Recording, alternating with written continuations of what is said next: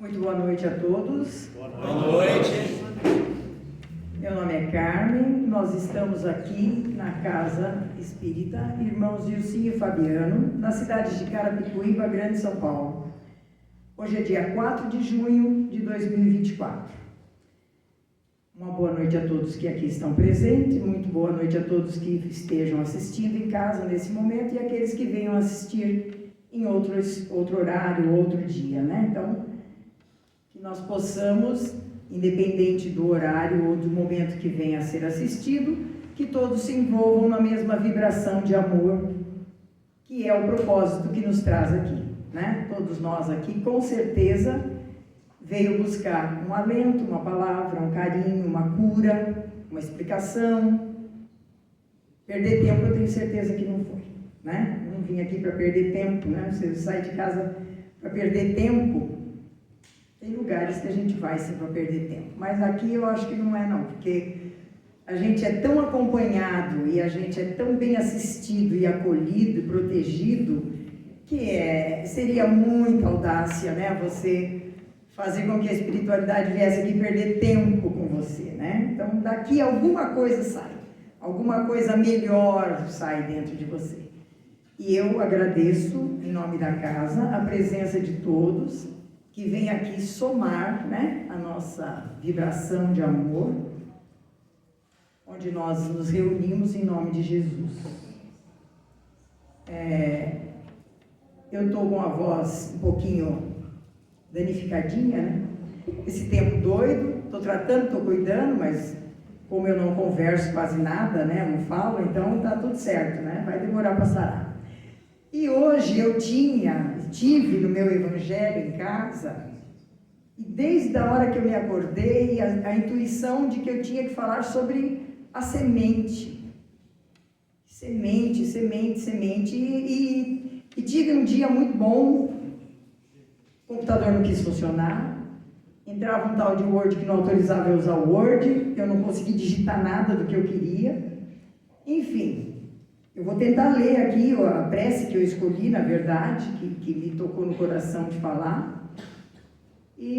Mas não vou desistir. Não vou desistir porque no meu evangelho da semana passada me disse exatamente isso. Quando você tem um compromisso de fazer uma preleção, de dar uma palavra amiga, um compromisso de dar uma aula, um compromisso de quem transmite alguma coisa, quer em exemplos, ou quer numa fala, ou quer quando eu era professora, que eu tinha que estar ensinando, transmitindo conhecimento, sabe? Você tem que ir, não interessa que a tua voz não está boa, não interessa que o seu computador não quis te ajudar, não interessa se acabar a força, você tem que fazer, porque muitas são as energias que não querem que você continue na caminhada, mas quando você tem o propósito de servir a Deus, você deve ir. E não é só na palavra aqui de vir falar, pregar, escolher um assunto para transmitir. É uma palavra também com alguém que te aborde na rua, uma palavra com alguém que você viu que está constrangido, está triste, um vizinho, você percebe quando a pessoa não está bem, está precisando de um colo, está precisando de um abraço. A gente sabe porque a gente também tem esses momentos, né? Então a gente vai começar. Eu escolhi aqui no livro do Evangelho segundo o Espiritismo, no capítulo 28, que fala exatamente de uma coletânea das preces espíritas. E no item 2 de preces pessoais, eu escolhi a 12. Tá? Eu vou lê-la. Quem quiser baixar a cabeça, prestar atenção, tentar absorver toda essa fala, porque é de si, tá? É para você como foi para mim. Então vamos lá. Espíritos sábios e benevolentes, mensageiros de Deus, cuja missão é assistir aos homens e conduzi-los pelo bom caminho. Amparai-me nas provas desta vida, dai-me a força de sofrê-las sem lamentações. Desviai de mim os maus pensamentos e fazei que eu não dê acesso a nenhum dos maus espíritos que tentariam induzir-me ao mal. Esclarecei a minha consciência sobre os meus próprios defeitos e tirai-me dos olhos o véu do orgulho, que poderia impedir-me de percebê-los e de confessá-los a mim mesmo. Vós, sobretudo, meu anjo guardião, que velais mais particularmente por mim, e vós todos, espíritos protetores, que vos interessais por mim, fazei que eu me torne digna da vossa benevolência. Vós conheceis as minhas necessidades, que elas sejam satisfeitas segundo a vontade de Deus. E que assim seja. Nós entregamos a nossa vida a Deus, porque nós confiamos nele e de que ele vai conduzir da melhor maneira possível. Mas ao primeiro beliscãozinho, ao primeiro espinho pisado, Deus do céu, hein? Como é que o senhor deixou acontecer isso comigo? Nossa, eu sou a florzinha do seu jardim, sou tão bondosa, caridosa, sou tão gente boa. Nossa, você acha que é certo, está justo eu estar passando por isso, doendo, sofrendo, passando essa dificuldade? É dívida em cima de dívida, é dor, é doença em família, é desarranjo. Você entregou a vida na mão de Deus? Vamos confiar? Gente, eu estou falando para mim, tá? Vocês estão ouvindo, mas eu estou falando para mim. Quão fraco nós somos na fé. A gente tem que estar se policiando o tempo todo, e é aí que vem a semente. O que você tem plantado? Aqui agora, nessa encarnação, você está acompanhando o que você vem plantando, mas você sabe o que você já plantou nas outras? E com certeza é isso que nós estamos colhendo nessa. Mas a gente não tem ideia do que foi, e pode ter certeza que Deus nessa, ele ameniza as dores. Se ele fosse cobrar na mesma nota promissória que nós ficamos devendo lá atrás, a gente não aguentaria passar pelas provações. E aí eu tenho aqui o seu Nelson, que um dia, sem querer, me puxou a orelha, falando da ociosidade. Não deixe de ser uma semente que você está plantando. Mexeu muito comigo a fala dele. Num momento bobo aqui, nós estávamos batendo papo, né, no Evangelho, no estudo do Evangelho. E aí hoje esse texto do livro Vigiai e Orai, eu abrindo, achei essa palavra, a caminho. A caminho, não retrocedas.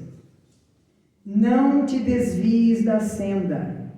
Não estaciones à margem lamentando, nem te distraias em excesso olhando a paisagem. Aí eu me lembrei da frase dele, uma ocasião que ele disse: quantas horas você passa assistindo televisão?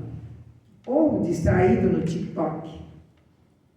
E eu não tinha me dado conta que, apesar de trabalhar, apesar de cuidar da casa, apesar de fazer muitas outras atividades, tinha alguns dias, já não tem mais, hein? Aprendi. Que eu, depois do almoço, me deito naquele sofá maravilhoso, ponho as pernas para cima em 2 travesseiros, fico assistindo Sônia Abrão da Vida, Mulheres, sei lá os nomes lá dos fofoqueiros da tarde. Aí comecei a me tocar. Falei, pera um pouquinho. Aí o Sr. Nelson falou, tem quanto? Até meia hora, Sr. Nelson, pode? Até meia hora pode. Passou disso, você já está ocioso. Quem está ocioso está dando margem a pensamentos de baixa vibração. O que você está assistindo de produtivo? O que aquilo está melhorando a sua vida? Que semente você está plantando, ficando deitado no sofá, assistindo televisão a tarde inteira? Tem nada para fazer em casa? Tem uma planta para replantar, para tirar uma muda. Não tem um quintal para varrer as folhas. Você já lavou a louça do almoço? Guarda, ela já escorreu, já secou. O fogão está limpo. Eu estou falando nós mulheres que temos um tempinho dentro de casa, porque eu também já trabalhei fora por muito tempo e depois gozado que quando você trabalha fora, você tem ocupações, você dá mais conta das coisas do que quando você tem a ociosidade à sua disposição. Então é essa semente que começou hoje de manhã a bater na minha cabeça. Que semente eu estou plantando para colher amanhã? A semente da ociosidade em frente à televisão? E depois eu não quero reclamar das dores, do mal-estar, da preguiça cada dia maior, ainda mais com esse friozinho, né? Diminui as tuas queixas. Em toda a estrada existem pedras e espinhos. Ou seja, esteja atento quando você estiver andando, né? Trilhando algum caminho. Em todo lugar você vai encontrar pedra e espinho. Se você estiver atento, você não vai pisar, nem tropeçar. Cada viajor ao teu lado é um mundo de emoções diferentes. Habitua-te a ouvi-los, sem permitir que te desalentem. Não ignores quem te estenda a mão. Mesmo aquele que se revela em maior necessidade, o auxílio aos outros é sempre possível. Ou seja, você pode estar na pior das piores da sua condição. Você acha, né? Que a gente sempre é a vítima maior de qualquer situação. Mas você pode ter certeza que alguém está passando por uma necessidade mais grave. E você pode acolher, você pode aliviar. Sementes que estaremos plantando, para quando amanhã precisarmos desse abraço, desse olhar do outro, naquele momento que eu estiver necessitando, automaticamente a vibração vai fazer com que isso volte para mim. É colher aquilo que se planta.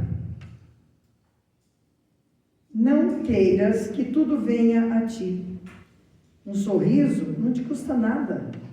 Um gesto de solidariedade é uma ponte sobre o abismo. A caminho, passo a passo, segue adiante.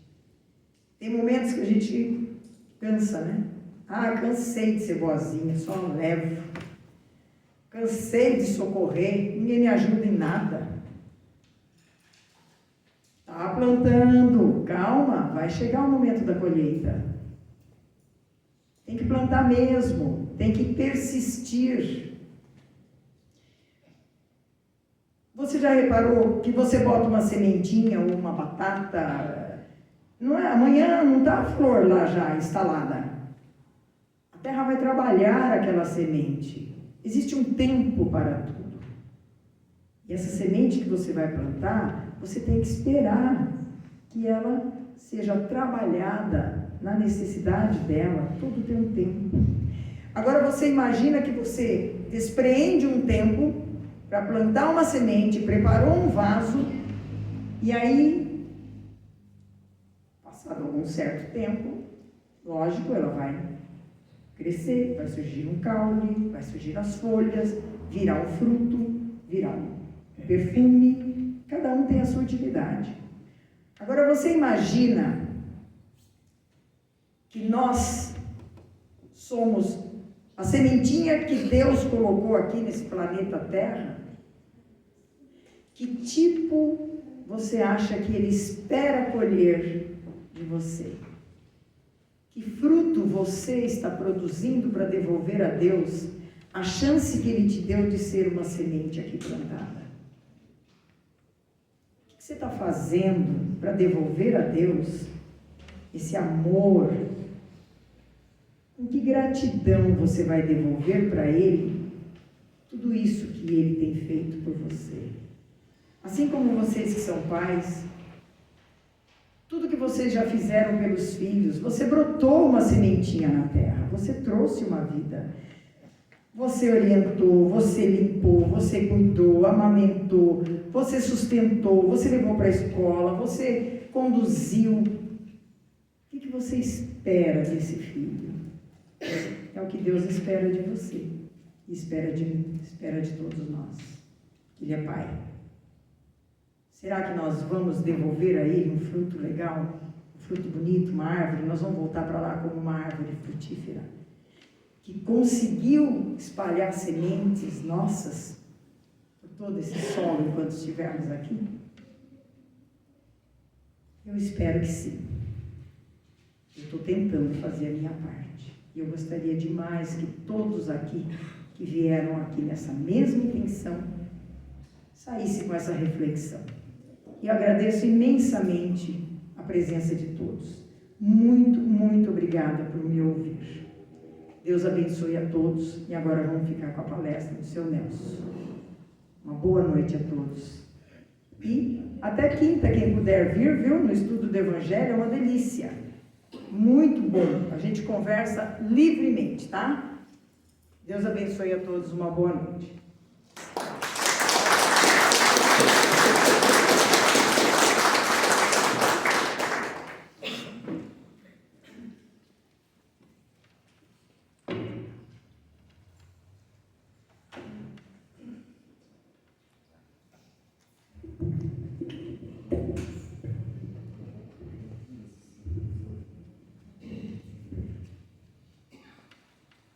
Boa noite a todos. Boa noite. Sejamos todos muito bem-vindos mais uma vez a esta casa.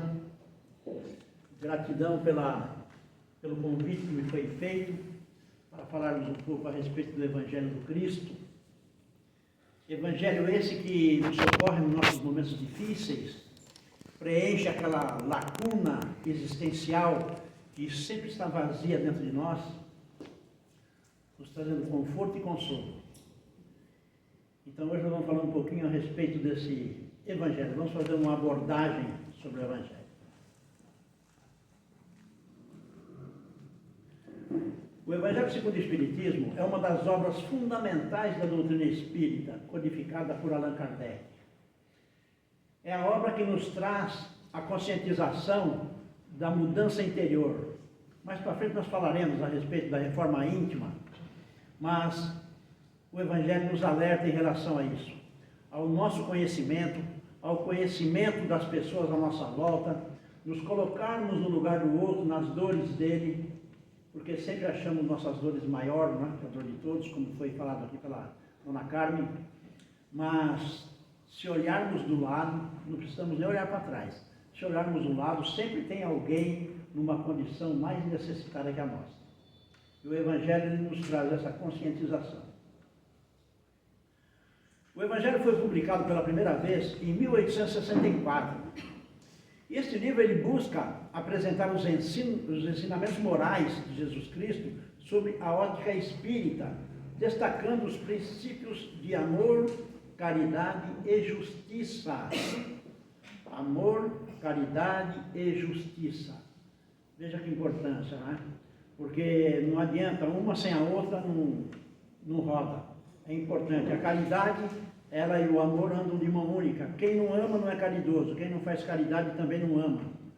E a justiça, ela interage com ambos. A obra é uma interpretação dos evangelhos canônicos, complementada por ensinamentos dos espíritos, com o objetivo de orientar a conduta humana e promover a reforma íntima. É muito importante. O Evangelho, na minha concepção, é um livro que, se eu fosse presidente da República, eu obrigaria o ensino dele a partir do primeiro ano da escola. Porque nós teríamos amanhã homens de bem, homens muito mais instruídos moralmente, porque o aprendizado do Evangelho, ele nos faz refletir sobre a conduta nossa em relação à vida, em relação às pessoas, tá? Nos ensina que devemos respeitar mais o próximo, amar mais o próximo. Se Jesus diz para amarmos até os criminosos, que de lá amar aquelas pessoas que nós temos um contato maior, que nós temos afins mais com elas, isso é muito mais importante. Tá? A estrutura dessa obra. O livro é dividido em 28 capítulos, cada um abordando temas específicos extraídos dos evangelhos. 28 capítulos. O 28º capítulo, ele é sobre preces. Foi de onde a dona Carmen tirou a prece que ela leu aqui. Existe uma infinidade de preces ali para nos orientar como nós devemos proferir as preces. As bem-aventuranças estão lá no Evangelho também. A análise das beatitudes proclamadas por Jesus no Sermão da Montanha. Quem ainda não leu o Sermão da Montanha, busque lê-lo. Se não tem o livro do Sermão da Montanha, entre no Novo Testamento, no livro de Mateus, no capítulo 5 ao 7, fala exatamente sobre o Sermão da Montanha. A caridade e o amor ao próximo. Reflexões sobre a importância da caridade e do amor universal.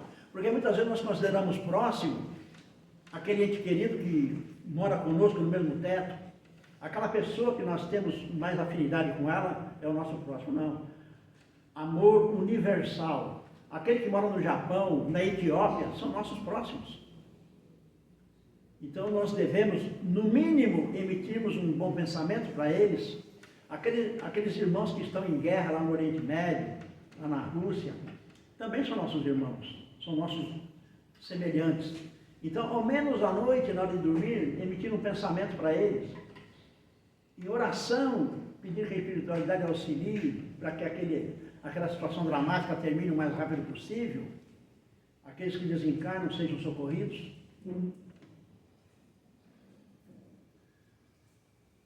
A moral cristã. Ensinamentos sobre humildade, perdão, paciência e outros valores cristãos. A humildade é muito importante, porque muitas vezes tem um provérbio hindu que ele diz assim: se o mundo fosse todo feito de ouro, a humanidade se mataria por um grão de areia. Porque alguém que ia querer ter um grãozinho de areia a mais que o outro para dizer que era mais rico que ele. Então é aí que entra justamente a nossa humildade. Né? Sermos humildes em relação a qualquer situação. A condição que eu me encontro perante a sociedade, se eu estou numa condição melhor, eu não devo nunca humilhar o meu semelhante, em hipótese alguma. Pelo contrário, devo estender-lhe a mão e auxiliá-lo nas minhas condições. O perdão, né? Porque muitas vezes nós ficamos aí pensando, aquela pessoa me ofendeu em determinado momento, sobre algum assunto, e ela deveria vir me pedir perdão. Mas será que nós nos lembramos, às vezes, que nós ofendemos alguém, e também nos colocamos nessa condição de pedir perdão àquela pessoa? Muitas vezes não, nós achamos que a outra tem a obrigação de pedir perdão, mas nós não nos encontramos na obrigação de pedir perdão para aquelas que nós ofendemos. A paciência, né?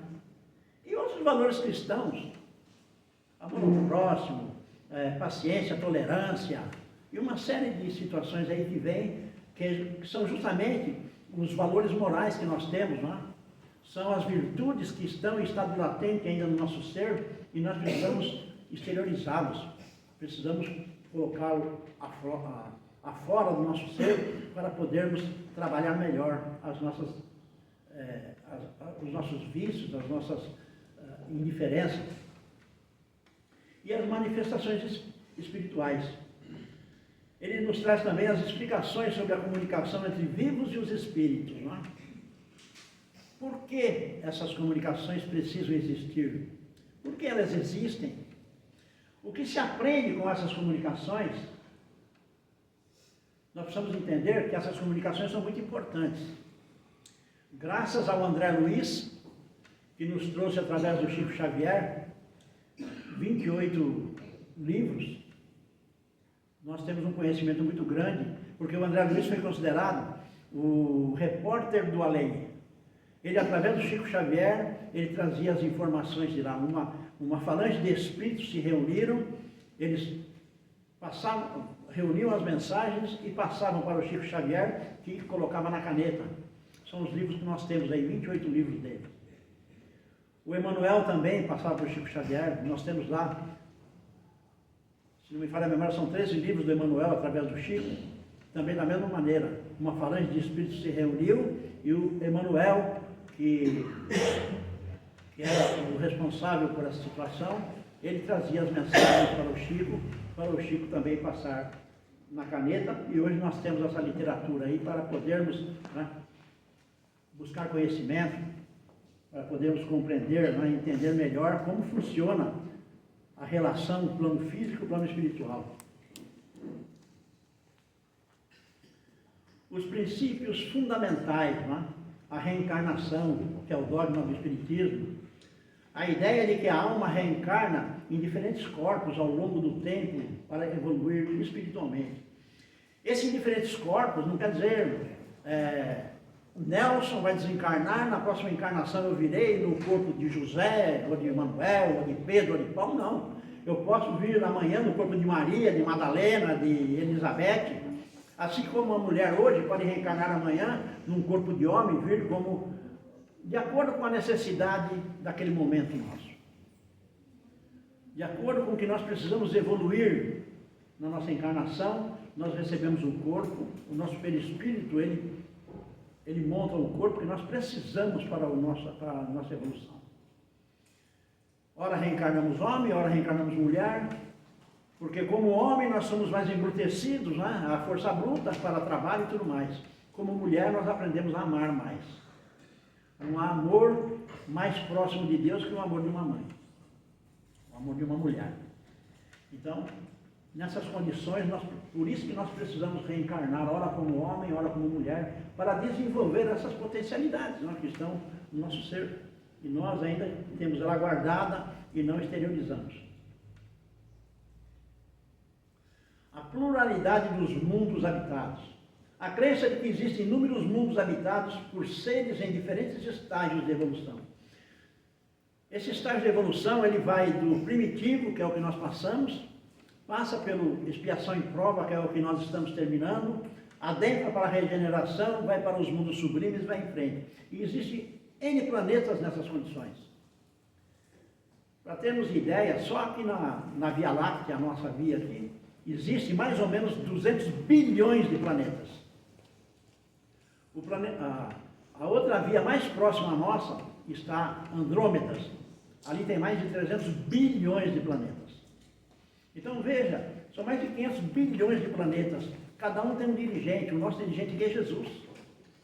Tá? E veja como Jesus já era tão evoluído quando formou-se a Terra, há 500 bilhões de anos, ele foi convidado para ser o governador da Terra.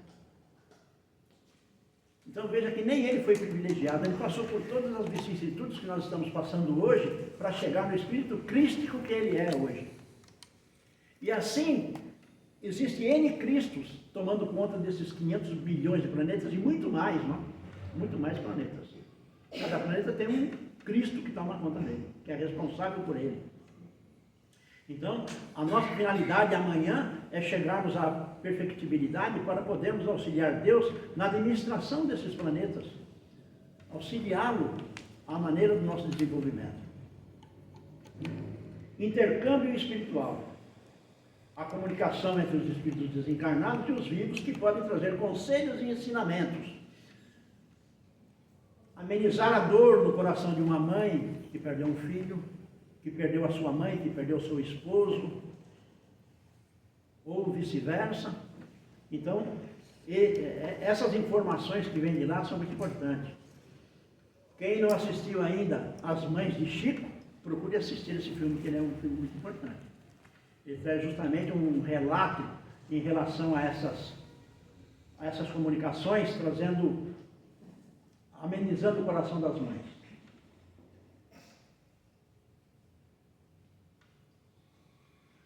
Mensagem dos Espíritos. Uma característica distinta do livro é a inclusão de mensagens de espíritos superiores que complementam os ensinamentos de Jesus.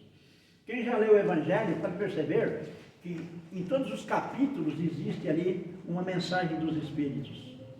Essas mensagens são complementares. Não é? E essas mensagens visam esclarecer e ampliar a compreensão dos preceitos cristãos, adaptando-os às necessidades e compreensões da humanidade moderna. O livro O Evangelho segundo o Espiritismo conta com a colaboração de vários espíritos superiores espíritos são considerados mentores espirituais que oferecem ensinamentos morais e espirituais. Alguns dos principais espíritos superiores que elaboraram e revisionaram o Evangelho são São Luís. Frequentemente presente nas obras de Kardec, São Luís é considerado um espírito de alta elevação moral e intelectual. Pode perceber que naquelas mensagens dos espíritos, nós vamos encontrar muitas vezes ali o São Luís falando. O Espírito da Verdade, uma entidade espiritual que se apresenta como um porta-voz da verdade, trazendo ensinamentos importantes para a humanidade. Esse Espírito da Verdade, ele, na ocasião do Kardec, assim como aconteceu com o Chico Xavier, uma legião de espíritos se reuniram para trazer informações para a humanidade, e o André Luiz foi o responsável para trazer essas mensagens ao Chico. Assim foi o Espírito de Verdade. Uma falange de espíritos se reuniu para ajudar na codificação do Espiritismo, e o Espírito de Verdade era o interlocutor. Ele trazia as informações para o Chico, e uma vez por mês, por 15 minutos, ele se apresentava para o Kardec para responder às dúvidas que o Kardec tinha. Então, veja a importância, né, do Espírito da Verdade na codificação espírita. Santo Agostinho, esse notável teólogo e filósofo cristão, contribuiu com mensagens que enfatizam a importância da caridade e da humildade. Veja que eles trabalham sempre nas nossas virtudes. O que nós precisamos exteriorizar: humildade, caridade, benevolência e tudo mais. São Vicente de Paulo, conhecido por seu trabalho caritativo, São Vicente de Paulo traz mensagens que reforçam o valor do auxílio ao próximo e da caridade. Veja só, vai sempre somatizando, né, essas informações para nos alertar em relação ao nosso comportamento. Como que eu me comporto hoje? Será que eu tenho uma ratoeira no bolso? Ou eu consigo abrir a mão no meu bolso para ajudar alguém? Né? Eu consigo comprar um lanche, dar uma marmita, dar um pão para alguém? É isso que eles vêm nos mostrar. Fénelon, um famoso escritor e teólogo francês, que como espírito oferece ensinamentos sobre a fé e a moral cristã. Lacordaire, um destacado pregador dominicano, que em espírito continua a divulgar princípios éticos e religiosos. Né? Então são espíritos iluminados que vêm deixar os seus recados em cada parte do Evangelho. Tem livro do Evangelho que tem mais de um espírito que vem deixar informação. Tem vários espíritos que aparecem no mesmo livro deixando informações. Erasto, discípulo de Paulo de Tarso, ele contribui com orientações claras sobre a conduta moral e a ética cristã. Erasto era o mentor do Allan Kardec. Ele foi um druida, assim como Kardec, lá na Gália, na época da Gália Antiga. Ele foi um druida, e ele conviveu com o Kardec lá. Foi ele, inclusive, que orientou que Kardec trocasse o seu nome, aliás, não colocasse o seu nome na literatura espírita, porque o nome do Kardec é Léon Hippolyte Denisard Rivail, e ele era muito conhecido por ser um famoso pedagogo. Ele era um homem muito estudioso, ele era um cientista naquela ocasião, e então, por esse motivo, foi pedido para ele que não colocasse o nome dele, porque as pessoas comprariam os livros espíritas não por causa da sua literatura, mas sim por causa dele, por causa do Léon Hippolyte. Então, pediu que ele trocasse o nome, e foi onde ele trocou o nome para Allan Kardec, que era o nome que ele tinha como druida na época que ele serviu na Gália. Ele era um druida, era um monge naquela ocasião, e o Erasto serviu junto com ele naquela ocasião lá, no mesmo mosteiro. Então pediu que ele trocasse o nome para que a doutrina espírita não ficasse fixada na pessoa do Allan Kardec. E aqui aparece ele de novo. Fénelon, um famoso arcebispo e teólogo francês, conhecido por suas obras literárias e espirituais, que ofereceu diversas comunicações. Veja só, em cima ele aparece como um famoso escritor e teólogo francês. Embaixo ele já se manifesta como um famoso arcebispo e teólogo francês. Veja só a situação que ele se encontrava naquela ocasião, né? Ele sempre trazendo as informações ali para o bem-estar da humanidade, para que as pessoas compreendessem que as dificuldades que nós passamos hoje, nós somos os únicos responsáveis. Hoje nós estamos colhendo os frutos da nossa semeadura lá atrás. Quando o Chico disse, eu não posso voltar atrás para fazer um novo começo, mas eu posso começar agora e fazer um novo fim, ele não se referiu a essa encarnação. Muitas vezes nós compreendemos errado. Quando ele falou, não posso voltar atrás para fazer um novo começo, ele quis dizer lá no início das nossas reencarnações, porque os nossos erros começaram lá, as nossas dificuldades começaram lá. Mas eu posso começar agora e fazer um novo fim. Mas o novo fim também não é nessa encarnação. O novo fim é nas encarnações que virão pela frente. E aí, quantas virão aí pela frente? Então nós podemos começar agora para nos melhorarmos futuramente. Lá na frente estaremos melhor. Desde que nós nos conscientizemos dos erros que estamos cometendo e busquemos corrigi-los.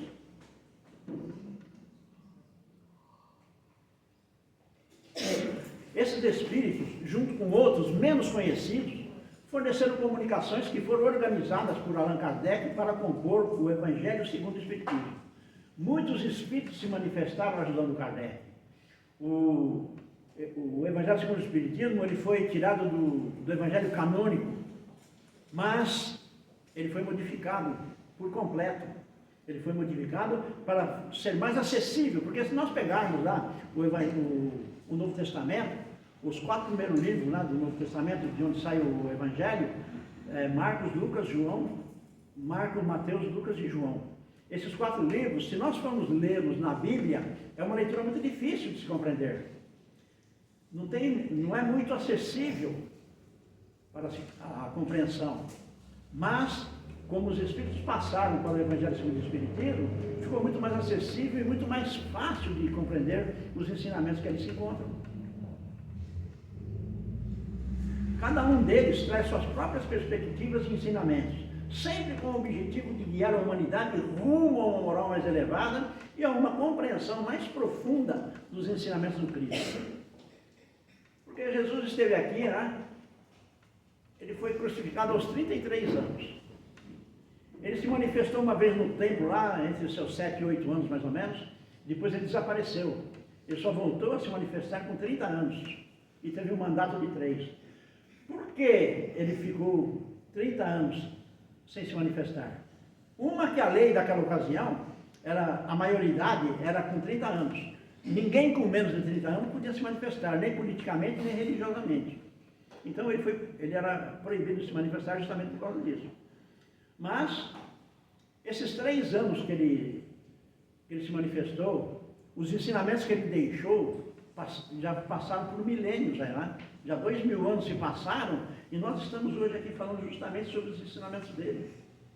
E é assim que nós temos que deixar para os futuros que vierem. Nós estamos hoje aqui por causa dos exemplos, porque ele não deixou sequer uma vírgula escrita, mas ele deixou exemplos. Então, é o que nós precisamos deixar para os que virão. Exemplos, para que nunca nos esqueçam. Principalmente no nosso lar. Exemplo para nossos filhos, para a nossa família, não é? Porque amanhã nós desencarnaremos. O que vai sobrar, somente recordações, somente saudades. Agora, se não deixarmos uma semente plantada, nem a recordação eles terão de nós, não é? Vai desaparecer tudo. Aplicação prática. O Evangelho segundo o Espiritismo, ele não se limita a teorias ou conceitos abstratos, mas oferece diretrizes práticas para a vida diária. Entre os aspectos mais enfatizados estão a reforma íntima, a transformação pessoal através da autoanálise e do desenvolvimento de virtudes. Reforma íntima é uma coisa difícil, é fácil de se falar, mas é uma coisa muito difícil. Quando eu adentro no meu ser e eu vejo aquele arquivo que eu tenho ali com umas gavetas cheias de teia de aranha onde eu preciso mexer, eu tenho medo de mexer porque eu sei que eu vou encontrar lá. E eu não quero mexer naquelas gavetas, porque vão me incomodar muito o que está naquelas gavetas. Então, eu vou passando um pano quente por cima e vou deixando ali. Mas nós precisamos abrir essas gavetas e fazer a faxina. Nas casas, hoje eu não sei mais como funciona, mas antigamente as mulheres, na sexta-feira, elas não jogavam os móveis tudo para baixo, puxavam móveis para lá, para cá e faziam aquela limpeza na casa. Quando chegava a noite, estava aquele cheirinho gostoso, bonito. É isso que nós precisamos fazer aqui, ó. Fazer essa faxina aqui dentro. Eliminar todas essas traças, essas angústias que nós carregamos, né? Os medos, para fazermos essa reforma íntima, começarmos a fazer essa reforma íntima. Ação caridosa, a prática constante da caridade, não apenas em termos materiais, mas também em gestos de compreensão, paciência e apoio emocional. Porque a caridade, ela não consiste apenas nos bens materiais. No capítulo 15 do Evangelho segundo o Espiritismo, esse capítulo chama-se Fora da caridade não há salvação. Ali é pregado 3 tipos de caridade: a caridade material, a caridade moral e a caridade espiritual. A caridade moral, a caridade material, no meu conceito, não é nem caridade, é um dever que nós temos, uma obrigação. Não deixar um irmão passar fome, ou morrer de fome, não deixar um irmão andar desnudo, não deixar um irmão andar descalço. Esse é o nosso dever, a nossa obrigação com a sociedade. Agora, o moral, o dever moral, é aquele que nós orientamos a pessoa para o caminho do bem. Mostramos para ela que talvez aquele caminho que ela esteja trilhando é um atalho do bom caminho. Que ela pode voltar daquele atalho e começar novamente para ter um final feliz. Estamos orientando ela moralmente. E espiritualmente, mostrando para ela que nós somos criatura e existe um Criador. E nós devemos obediência a esse Criador. Nós estamos aqui por misericórdia dele. Então é importante que nós entendamos que esses 3 tipos de caridade que prega lá no Evangelho são muito importantes na nossa vida. Nós precisamos estar alerta, porque a caridade, nós não precisamos correr atrás para fazer a caridade. A caridade bate à nossa porta a todo momento. É alguém que bate no nosso portão, é no nosso local de trabalho alguém que está em desespero pela perda de um ente querido, a perda de um familiar, ou alguém que foi desempregado na família. Então as pessoas sempre vêm buscar um amparo, principalmente quando sabem que aquela pessoa é espírita, elas vão lá buscar um conselho, buscar um amparo com ela. E são nesses momentos que nós precisamos estar de coração aberto para orientá-las, para que elas não percam o direcionamento das suas condutas, não? Isso é muito importante. Conclusão. O Evangelho segundo o Espiritismo é uma obra que busca unir os ensinamentos de Jesus com a perspectiva espírita, oferecendo um caminho para a evolução espiritual através da prática do bem, da caridade e da reforma íntima. O Evangelho segundo o Espiritismo, ele é um manual. É um manual de vida, de conduta. É um manual que todos nós devemos estudar. O Evangelho segundo o Espiritismo deveria ser um livro de cabeceira. Todas as noites, antes de dormirmos, abrirmos ele, lermos um trecho, refletirmos sobre aquele trecho, depois fazermos a oração para dormir. E de manhã, quando levantarmos, abrir ele, ler mais um texto dele, fazer uma reflexão para o nosso dia que está se iniciando, fazermos uma oração e depois sim irmos tomar nosso banho e darmos continuidade na nossa vida. Porque ele é um livro de conduta, ele nos dirige e muitas vezes nós estamos com tribulações na vida e estamos fora do chão. Mas quando nós lemos o Evangelho, a palavra vem certinha para nos conduzir ou para fazer com que nós retornemos ao caminho do bem. Muitas vezes nós recebemos intuição, mas nós não percebemos a intuição. É importante que nós fiquemos mais atentos com essa situação. O Evangelho segundo o Espiritismo, ele é um livro de moral. O Espiritismo é um tripé. É ciência, filosofia e religião. A ciência se encontra no livro dos médiuns. A filosofia está no livro dos Espíritos, com 1019 questões. E a moral cristã, a moral religiosa, é o Evangelho segundo o Espiritismo. Está nesses 28 capítulos do Evangelho segundo o Espiritismo. Então é uma literatura que nós devemos ler. Devemos ler pelo menos o Pentateuco, né? Os 5 livros do Evangelho segundo o Espiritismo, do Espiritismo, da codificação espírita, o Pentateuco, pelo menos os 5 livros nós devemos ler. Porque com certeza nós tiraríamos muitas dúvidas que ainda estão impregnadas em nós a respeito do Espiritismo. Porque até muito pouco tempo nós éramos proibidos de falar. Hoje nós temos uma liberdade religiosa muito grande. Nós temos o poder de poder professar a nossa fé. Não importa qual seja a religião. Então é importante que nós busquemos conhecimento para podermos passar esses ensinamentos adiante e que as pessoas que o receberem, elas também compreendam e entendam a necessidade de mudanças, de sentimentos, de pensamentos, de atitudes em suas vidas para o seu próprio benefício.